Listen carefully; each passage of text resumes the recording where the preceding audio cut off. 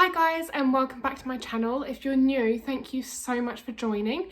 My name is Hannah and I am a sexual health nurse. What is sex? So sex can be anything from touching somebody's genitals, grinding up against their genitals, giving them oral sex, rimming, so licking around the anus, fingering, putting fingers inside the vagina or outside or around other orifices, oral sex, vaginal sex, anal sex.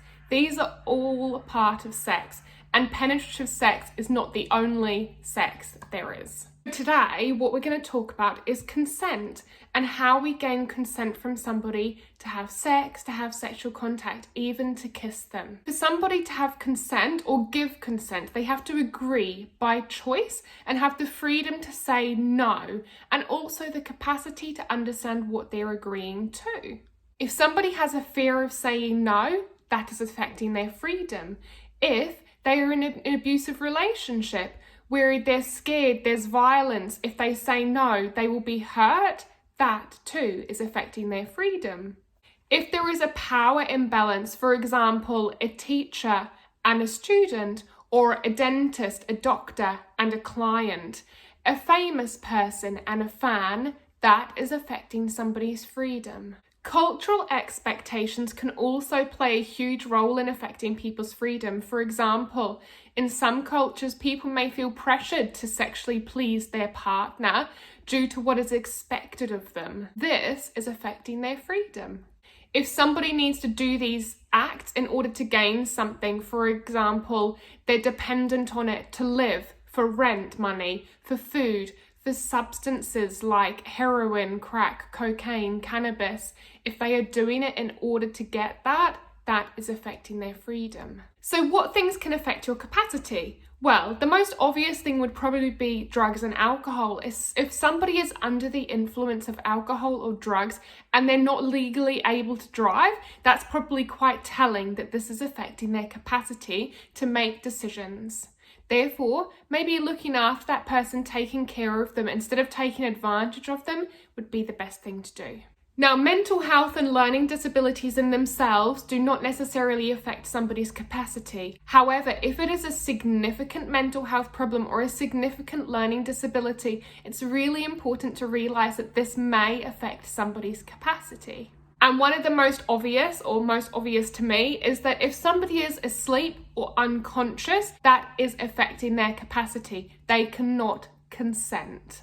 Another thing that affects somebody's capacity is their age. So in the UK, the legal age to have sex and to be able to consent to sex is 16. Anybody under the age of 13, if you have any sexual contact, that is considered statutory rape.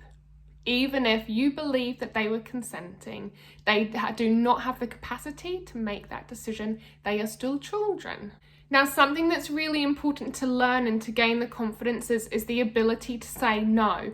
If you're flirting with somebody at a party, having a little bit of fun, maybe kissing them, this does not automatically mean that you have to have sex with them.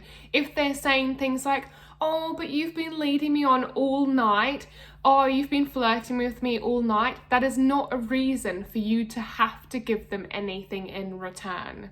You are allowed to flirt, you're allowed to have a good time. This does not mean you have to have sex, give someone a blowjob, kiss somebody. Another important thing to note is that consent can be retracted. For example, if you agree to start kissing somebody, giving them oral sex, having a little bit of fun and starting to have sex with them, and then you decide, actually, whoa, stop, this is too much, I don't want to go any further, you have that right to retract the consent and to stop. And just because you may have had anal sex before, you may have kissed this person before, you may have given them a blowjob or any oral sex, does not mean that you have to do it again. You still have the right to say no. Sex should be enjoyable and fun and pleasurable. Now, you need to know what you're consenting to. For example, if you've agreed to have vaginal sex with somebody but not anal sex and they accidentally slip it in, that is not consensual. You have not consented to that, and that consent is not valid anymore. How do we know that somebody is consenting?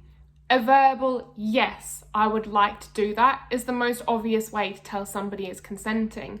However, it's not always a verbal yes. Somebody might say, oh, that feels really nice, touch me here, carry on, I'm enjoying that. Those would all be cues that somebody's enjoying it and consenting to what you are doing. Non-verbal cues may be something like grabbing your hand and leading you to a different area of the body, kissing you back, passionately being involved in the moment. Those are all ways that you are showing somebody that you're consenting without saying it. Now, a verbal no is obvious that somebody is saying, stop, I do not want to continue. That is not consensual. You therefore need to stop. Another thing to be aware of is that sometimes people don't feel they can directly say, no, I don't want to do that. They might therefore make an excuse. Oh, I'm not so sure. Our friends might see us. Somebody might walk in. My mum and dad are about to come home. Those are all cues that somebody does not want to do this, and they are therefore telling you they are not consenting. It's really important to pick up on these cues and then to go, hey, you know what? That's absolutely fine. Non-verbal cues that somebody is not enjoying what you are doing could be completely freezing. If your partner is actively blocking you from coming near your mouth, stay away, turning their head, putting their hands around their genitals, that is showing that they do not want you to come near them. Stay away. Stop. So when you are having sex or sexual contact, kissing, touching, blowjobs, dry humping, any penetrative sex, whether it's in the mouth, the vagina, the anus, be really aware of your partner's body language. Open communication is really important. Check in on your partner. Do you like that? Would you like me to stop? Are you happy for me to do this? Tell me what you'd like. Are really good things to ask your partner when you're having sex. That also builds trust and honesty and open communication and allows you to have a more pleasurable, happy sex life.